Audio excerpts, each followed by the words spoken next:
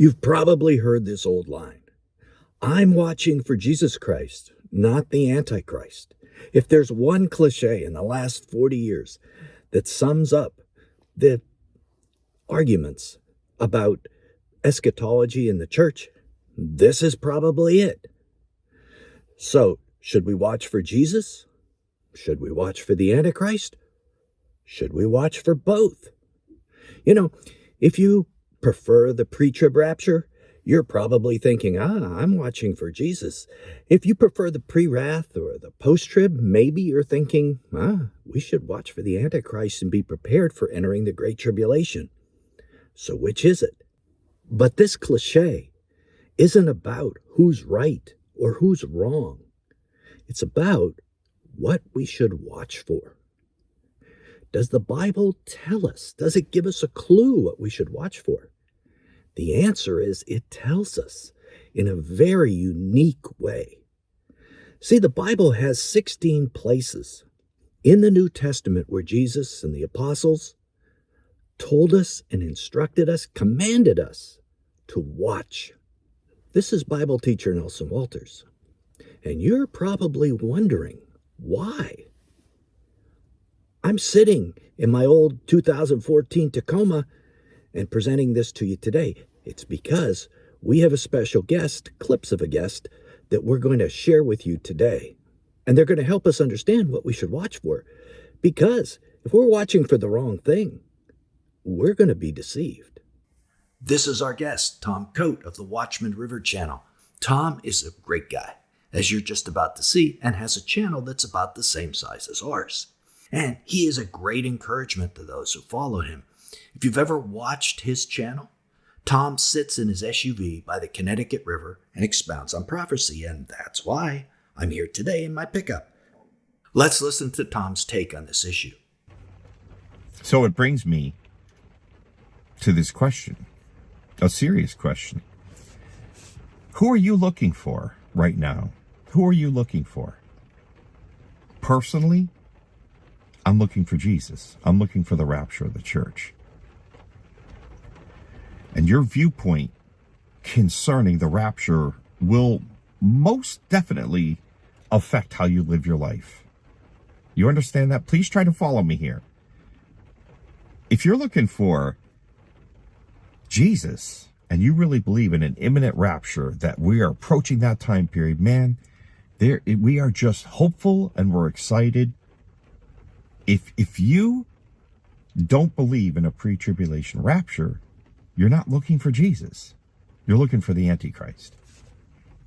So Tom's main point is if you aren't watching for Jesus in a pre-trib rapture, you aren't watching for Jesus. Is that true?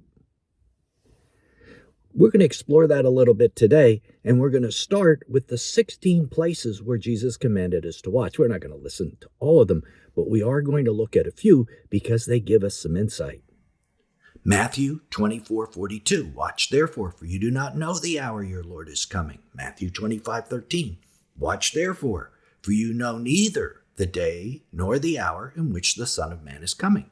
Mark 13:35, watch therefore, for you do not know when the master of the house is coming, in the evening, at midnight, at the crowing of the rooster, or in the morning, lest coming suddenly he find you sleeping. So Jesus' basic idea here is because for 2,000 years, we haven't known when Jesus is coming back, we have to watch for the signs of his coming. And what is implied is once we see those signs, we'll know at least the basic season when Jesus is coming back, and we can prepare ourselves and our churches. Otherwise, why would we watch, right? There are two choices of what to watch for, according to Tom, which he lays out for us. So who are you looking for?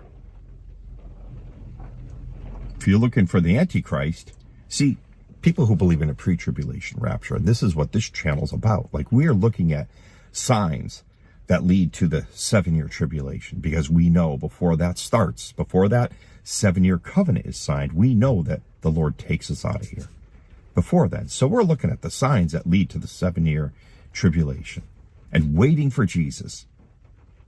Very excited We know we're in the season. Paul said he wouldn't have to write to us regarding the times and seasons. We would know. We know we're in the season. But if you don't believe in the pre-tribulation rapture, you end up kind of being thrown into this survivalist mode. And I see a lot of believers that are doing that. They go into this mode of like, oh my goodness, I got to get more guns. I got to get more ammo. I got to get more gold. I got to get more food stored up because I'm going to have to endure these years. So Tom tells us he and his channel are watching for the signs of the covenant with the many, which he believes is about to be signed, which happens, as you know, at the beginning of the tribulation. And in most of his videos, he gives news events that seem related to this. The other choice is to watch for signs of the Great Tribulation and to prepare for it, which, as you heard in Tom's clip, he views rather negatively.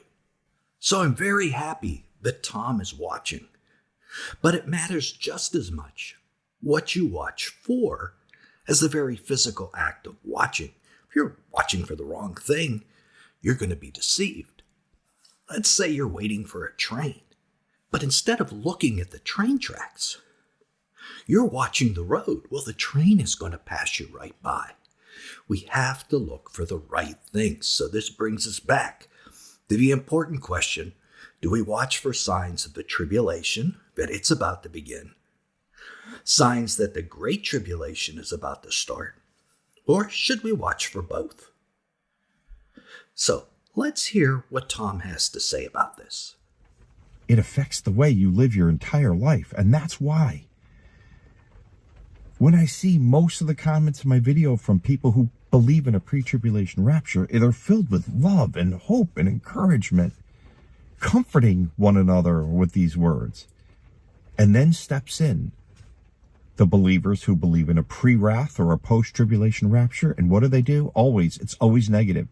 Oh, you think you're going to escape? You better learn to endure. You got a lot to go through now. The disciples didn't escape that. Why do you think you should? That's a big line of theirs. Because the disciples didn't live through a time period where God was showing his wrath to Christ-rejecting world, to a Christ-rejecting world.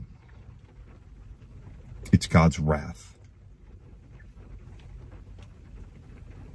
Tom and I probably agree on a lot of things, but I need to take exception with both things that he mentioned in this clip. First, what he had to say about being expectant and negative, and then also what he said about the wrath. Let's talk about that first. The wrath of God begins after the sixth seal, according to the Bible. This is not debatable. The entire tribulation is not God's wrath. It doesn't begin at the beginning of the tribulation. Revelation 16:17 says, the great day, that's the day of the Lord, of their wrath, that's the triune God, has come or has begun. And who can stand? This is a time marker verse, the only one in the Bible for the exact timing of God's wrath. And that happens to come right after the sixth seal. And I feel good about that because, like Tom, I don't believe true believers are going to go through God's wrath. It just doesn't start when he thinks it does or imagines. It happens later, during the tribulation, at the sixth seal, just like the Bible says it does. Now, let's also talk about what he said about expectancy and what he said about negativity. You know, we can be expectant for the wrong things. Jesus equated his return with the days of Lot. Well, what happened at the time that Lot was taken out of Sodom? He knew from the angels that the whole town was going to be destroyed. So he ran to the homes of his son-in-laws. Probably his daughters were there with them, maybe even some of his grandchildren. And he told them, hey, we got to get out of town. This whole town is going to be blown up with fire and brimstone. And they laughed at him, and they stayed behind. Lot's son-in-laws were expectant. They were hopeful that things were just going to go great for them. But that wasn't what reality was. We need to be expectant, but we need to be expectant of what the reality really is. In Titus chapter 2, it says that we are to be looking forward to our blessed hope, which is the appearing of our great God Jesus. We're to be looking forward to that, but that doesn't mean it's going to be a rosy path between here and there. That's false expectations. The Bible seems to indicate quite the opposite. What we should be expectant of is that he will come, as promised, raise us from the dead to live with him forever. That is our true blessed hope. Now, fortunately, there is a passage in the Bible that gives us a wonderful picture of what's going to happen in the tribulation to those who watch for Jesus, those who watch for the Antichrist, and what the results of all this is. So let me explain this to you. The familiar parable of the 10 virgins actually speaks of believers watching for Jesus. It begins in Matthew 25:1. At that time, what time is that? Well, right before Jesus' return. The kingdom of heaven will be like 10 virgins who took their lamps and went out to meet the bridegroom. Okay, so who are these virgins? That's important. Jesus describes them as the entire kingdom of heaven. And they're virgins, so they're keeping themselves spiritually pure for their future husband. Some imagine these are saints who missed the rapture, what some call tribulation saints. But later, since they all fall asleep, you have to ask yourself, could they honestly be asleep after an event like a pre-trib rapture if it kind of matches up with what the movies like Left Behind imply? Or the other events of the early tribulation like war and famine? No, they couldn't. So this confirms that they're churchgoers, and they're waiting for the bridegroom, who is Jesus. Did you catch that? They're all watching for Jesus, just as he instructed them. So this parable is exactly what we're talking about, churchgoers watching for Jesus. What happens next? Matthew 25:2-4. 5 of them were foolish and 5 were wise. The foolish ones took their lamps, but did not take along any extra oil. But the wise took oil in their flasks along with their lamps. So they all took oil in their lamps, but the wise ones took extra oil in flasks along with them in case it was a long wait. This is a very important point to remember. Extra oil helps you if you need to keep your lamp lit for a longer time. Then we see verse 5. When the bridegroom was delayed, they all became drowsy and fell asleep. So every one of these virgins falls asleep. The pastors, the teachers like me and Tom, every churchgoer that's alive at that time. That is who Jesus was speaking of. So how is that possible? How can everybody be watching for Jesus and yet everybody be asleep? Well, what if they're asleep to what has already taken place and they all missed it? The entire church, the pre-wrath teachers, post-trib teachers, pre-trib teachers, everybody is asleep according to the passage. Maybe they missed something that's already taken place. So we have two things to think about. That the oil has to last longer than people think.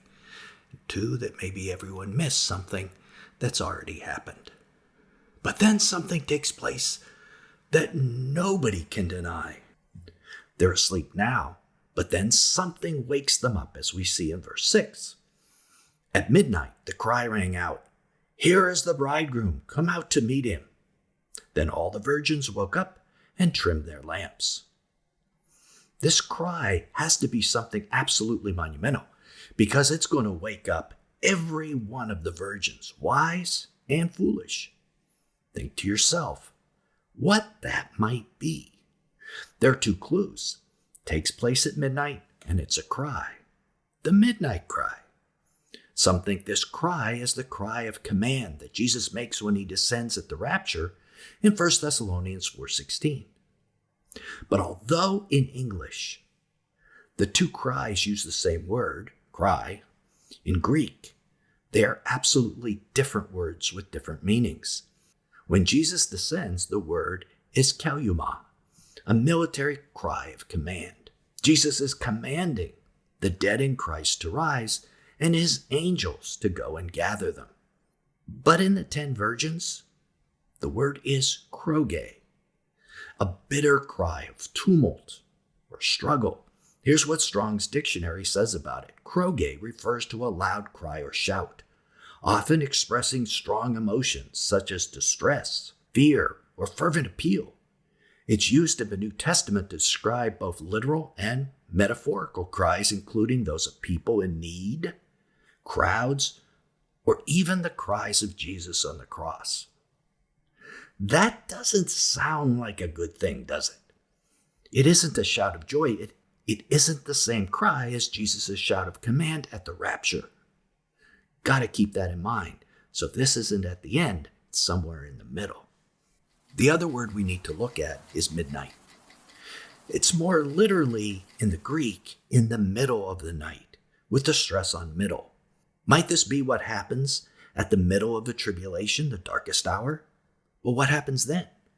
Why, the Antichrist is revealed at the abomination of desolation, as per Matthew 24:15, which Jesus had just spoken of on this day. I mean, he couldn't have said this to the disciples any longer than 5 minutes after he was talking about the abomination. And that is when a cry of distress would go out, wouldn't it? Plus, there is the issue of the oil. All the virgins light their lamps, and it's implied they burn for a while, but then the lamps of the foolish virgins begin to sputter and go out. It's then they ask the wise virgins for some extra oil, the ones that they had brought in their flasks. This implies the time, but the lamps are needed, is a long time, not a short time. Perhaps a long time like the length of the Great Tribulation. So if that's true, it means that all the virgins are awakened by the abomination of desolation and the man of sin sitting in the temple of God and declaring himself to be God. Then they wake up at that middle of the tribulation. Think what this means if they were asleep till that point. It means that all the virgins, wise and foolish, miss the sign when the tribulation starts. They miss the sign of the covenant with the many. You might ask, how could you miss that? Won't it be obvious? No, this parable says it won't be obvious at all. And our channel believes that this sign has already happened on the Feast of Trumpets last year, and that we're already in the tribulation. If that's true, we need to be filling our flasks with extra oil right now. We need to be getting ready for what we're going to face. Here's what Jesus says next. The bridegroom arrived. Those who were ready went in with him to the wedding banquet, and the door was shut. Later, the other virgins arrived and said, Lord, Lord, open the door for us. But he replied, truly I say to you, I do not know you. So those who aren't prepared for what's coming, who aren't ready, fall away, and the door of heaven is going to be closed on them. Jesus then concludes the parable with this passage about watching. Therefore keep watch, because you do not know the day or hour. Think about it. That makes no sense if everybody wakes up at the midpoint. What are we watching for then? Everyone's asleep. Everyone wakes up. What's the point in watching?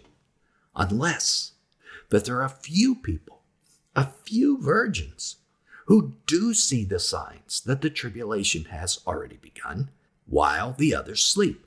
That gives them time to fill their flasks if they aren't already prepared to face the Antichrist. That's the answer. So preparing spiritually, emotionally, and physically in advance is the answer, so you can keep your lamp of faith lit, so you can testify when the times get tough. And Jesus wasn't being unloving by telling us that only those who were prepared go into heaven.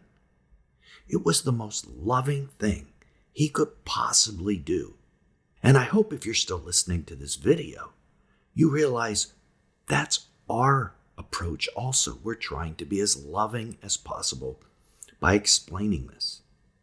Now, this parable also teaches us that nearly all the church is going to be taken by surprise by the midnight Kroge call of distress. That means they are likely looking for the wrong thing in regard to the beginning of the tribulation and the covenant with the many. So what happened last fall that makes us think the tribulation has already begun and that we're living out this parable right now in front of us? Click right here and find out. It's because our modern English Bibles do not describe the covenant with the many properly. Listen to a dozen Hebrew scholars give us the correct interpretation. Till then, this is Nelson, and I'll see you there.